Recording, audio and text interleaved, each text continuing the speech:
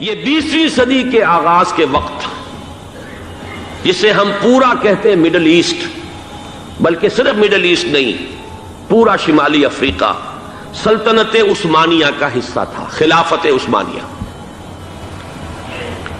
Libya, الجزائر، مصر، پورا حجاز، یمن، پورا عراق، شام، اور یہ شام ہی کے حصے ہیں در حقیقت، اردن اور لبنان، یہ شام عرب، عراق عرب، یہ پورا علاقہ خلافت عثمانیہ یہ اس کا حصہ تھا۔ پہلی جنگ عظیم میں انگریزوں نے عربوں کو بغاوت پر آمادہ کیا، غداری پر آمادہ کیا، انہوں نے خلافت عثمانیہ کے خلاف بغاوت کی، بیج بوئے ان کے دلوں کے اندر نفرت کے، ابھارا انہیں کہ تم ترکوں کے غلام کیوں ہو، تمہیں خود حاکم ہونا چاہیے، تم کھڑے ہو جاؤ، ہم مدد کریں گے، تم بغاوت کرو، تم ان ترکوں کے خلاف ہماری مدد کرو، ہم تمہیں آزاد کر دیں گے، تم اپنے پاؤں پر خود کھڑے ہو جانا۔ یہ بہت ہی ہمارے لیے دردناک المیہ ہے اس پہلی جنگ عظیم کا۔ کرنل لارنس جیسا شخص، برطانوی استعمار، اور اس کے نتیجے میں عربوں نے بغاوت کی۔ اور اس قدر دردناک بات آپ کو بتا رہا ہوں، میں پہلی مرتبہ جب سن 62 میں حج کے لیے گیا مدینہ منورہ میں، ابھی وہ ریل کے انجن کھڑے ہوئے تھے۔ یہ ترکی کے زمانے میں، سلطنت عثمانیہ کے زمانے میں بغداد سے مدینے تک ریلوے لائن تھی۔ یہ پورا ایک عالم سلطنت عثمانیہ، صرف سلطنت نہیں، خلافت عثمانیہ، پوری ٹرینیں جو ہے ترکوں کی اڑائی گئی، ہزاروں ترکوں کو شہید کیا گیا، یہاں تک کہ صحن حرم میں شہید کیے گئے سینکڑوں ترک۔ یہ جرم تھوڑے نہیں ہے، معمولی نہیں ہے۔ آج جس کی سزا مل رہی ہے، معلوم ہونا چاہیے کہ وہ جرائم کون کون سے تھے۔ اب بھی جو لوگ گئے ہیں انہوں نے دیکھا ہوگا، ترکی کا قلعہ موجود ہے اوپر پہاڑی کے اوپر، حرم کا جو سب سے بڑا دروازہ ہے باب ملک عبدالعزیز، اس کے سامنے ایک لائبریری ہوتی تھی، اب تو غالباً وہ بھی گرا دی گئی ہے، اس کے پیچھے پہاڑی پر ترکوں کا قلعہ ہے پرانا، اس پر توپیں موجود تھیں۔ جب بغاوت ہوئی ہے، جو حرم میں آئے ہوئے تھے ترک فوجی، ظاہر بات ہے نہتے، وہ تو نماز پڑھنے آئے ہوئے تھے، ان کو وہاں ذبح کیا گیا ہے، اور ترکوں نے اپنی توپیں استعمال نہیں کی کہ کہیں بیت اللہ کو کوئی گدن نہ پہنچ جائے۔ بہرحال یہ غداری ہوئی ہے پہلی جنگ عظیم کے دوران، اور نہ صرف ترکوں پہ عربوں نے کی ہے۔ جیسا کہ میں نے کہا تھا، دو ہیں سب سے بڑے مجرم روئے ارضی کے اوپر امت مسلمہ کے طبقات۔ ہمارا پنجابی سپاہی بھی جا کر انگریزوں کی مدد کر کے ایلن بی کو قبضہ جو لے کر دیا بغداد کا، اس میں ہمارے مسلمان پنجابی سپاہی بھی شامل تھے۔ یہ خون چکاں باب ہے ہماری تاریخ کا اس صدی کا۔ لیکن اس کے بعد سلطنت عثمانیہ کے ٹکڑے ہو گئے، چیتھڑے ہو گئے۔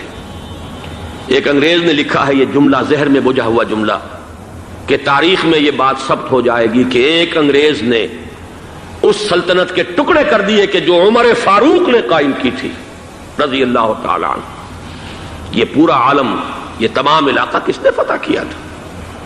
یہ بات ہاتھ بدل گئے تھے، پھر ترک آ گئے، خلافت عثمانیوں کے پاس چلی گئی، لیکن یہ سلطنت تو حضرت عمر رضی اللہ تعالیٰ عنہ کے زمانے سے چلی آ رہی تھی۔ اس کو ایک انگریز کرنل نے، اور اس نے بغاوت پہ آمادہ کر کے عربوں کو اور ترکوں کے پیٹھ میں چھرا گھپوا کر ان کے ذریعے سے اور ٹکڑے کر دیے۔ لیکن جب جنگ ختم ہوئی، اب انہوں نے کہا کہ اب ہمیں آزادی دیجیے، تو اب انہیں معلوم ہوا کہ غداروں کو دنیا میں کیا ملتا ہے۔ ٹکڑے کر دیے گئے۔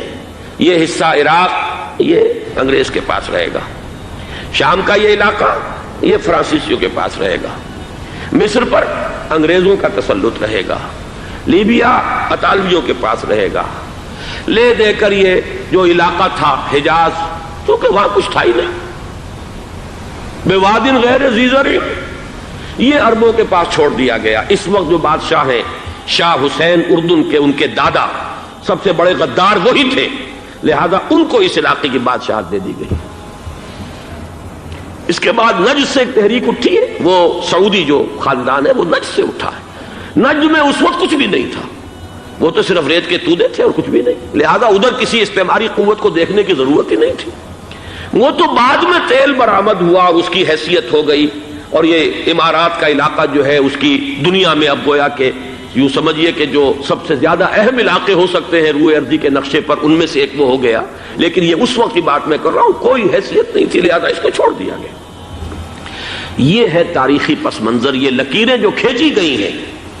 یہ ایک ملت اسلامیہ کو جو قومیتوں میں تقسیم کیا گیا، پھر نعرے لگوائے گئے المصر للمصریین الشام للشامیین. اب شامی ایک علیحدہ قوم ہو چکے ہیں، مصری ایک علیحدہ قوم ہو چکے ہیں، عراقی ایک علیحدہ قوم ہو چکے ہیں. یہ ساری تقسیمیں استعمار کی پیدا کرنا ہے، اس کا کوئی تعلق اسلام کے ساتھ نہیں. اب ضرورت تو اس بات کی تھی کہ استعمار کے پنجے جب یہاں سے کچھ ہٹے، دوسری جنگ عظیم کے بعد ایک دور آیا، امریکہ ابھرا ہے دنیا کی عالمی سطح پر سیاست میں. اس کے ہاں کچھ آزادی کے تصورات تھے، اس نے بھی سپورٹ کیا. برطانیہ کمزور ہو چکا تھا، وہ اتنے بڑے علاقے کو اب ہولڈ نہیں کر سکتا تھا. ہندوستان بھی آزاد ہوا، پھر یہ کہ اور دوسرے علاقوں سے بھی اس کو پسپائی اختیار کرنی پڑی. استعمار کے پنجے جس طرح بھی ہوئے، ان کے سینوں سے، عربوں کے سینوں سے جو ہے گویا کہ وہ ہٹے. لیکن امریکہ نے ایک اپنی بہت بڑی حکمت عملی جو اختیار کی، عالم عرب کے سینے میں اسرائیل کا خنجر پیوست کر دیا تاکہ یہ کبھی آزاد نہ ہو جائیں، ہمارے انگوٹھے تلے رہے، ہماری پالیسی گورن کرے. یہ استعمار کا دوسری جنگ عظیم کے بعد جہاں برطانوی استعمار، فرانسیسی استعمار رفتہ رفتہ یہ ہٹنے شروع ہوئے. صدر ناصر نے انگریزوں کو اٹھا کر پھینکا میڈیٹرینین میں اور دوسرے جگہوں سے. الجزائر نے آزادی حاصل کی فرانس سے، اطالویوں سے جو ہے لیبیا والوں نے آزادی حاصل کی. یہ ہو گیا، لیکن ایک خنجر پیوست کر دیا گیا اسرائیل کا سینہ عرب میں. اس صورتحال میں ظاہر بات ہے کہ ایک تو بڑی آئیڈیل پوزیشن تھی کہ پورا عالم اسلام متحد ہو، لیکن وہ تو بہت دور کا خواب معلوم ہوتا ہے. علامہ اقبال سے بڑا کوئی نقیب نہیں ہے ملت اسلامی کی وحدت کا. ایک ہو مسلم حرم کی پاسبانی کے لیے، نیل کے ساحل سے لے کر تا بخاک کاشغر. لیکن انہیں بھی اپنے لیکچرز میں کہنا پڑا کہ اس وقت جو صورتحال ہے، پورے عالم اسلام کی ایک وحدت بن جانا تو تقریباً ناممکن نظر آ رہا ہے. اگر کسی طرح ایک common wealth of Muslim nations وجود میں آ جائے تو بھی بڑی کامیابی ہوگی. لیکن اس سے بھی پہلے یہ تو زیادہ آسان تھا کہ عالم عرب ایک وحدت کی شکل اختیار کر لے. یہ تو ایک قوم ہے، اکثر و بیشتر ایک نسل یا زیادہ دو نسلیں کہہ دیجیے. شمالی افریقہ میں بربر نسل بھی ہے، باقی تو سب عرب ہے. یہ پورا عالم ایک نسل، ایک زبان، پورے اتنے رقبے کے اوپر بولے جانے والی ایک زبان، یہ تو ایک ہو جائے. افسوس یہ ہے کہ اس کا ایک ہو جانا، ایک شخصیت ابھری تھی جو مذہبی مزاج کی شخصیت تھی، جو دینی مزاج کی حامل شخصیت تھی. اگر اس کی قیادت میں عالم عرب متحد ہو جاتا تو واقعتاً ایک بہت بڑا جو ہے مرحلہ وہ طے ہو جاتا پوری عالمی ملت اسلامیہ کی ایک وحدت اختیار کرنے کا. وہ شخصیت تھی شاہ فیصل شہید کی. اور اس لفظ کے ساتھ ہی آپ کے ذہن میں آ گیا ہوگا کیوں انہیں شہید کر دیا گیا، کس نے کیا کرایا، کہاں سے تعلیم حاصل کر کے آیا تھا وہ جس نے شہید کیا شاہ فیصل شہید کو. اس کی گردن پر کون سوار تھی، وہ یہودی لڑکی کے جس کے فوٹو بھی شائع ہوئے، ایک گردن پر اٹھائے کھڑا ہوا شہزادہ اپنی ایک یہودی دوست کو، لڑکی کو. اور وہی ہے کہ جس نے جا کر پستول سے شہید کیا ہے.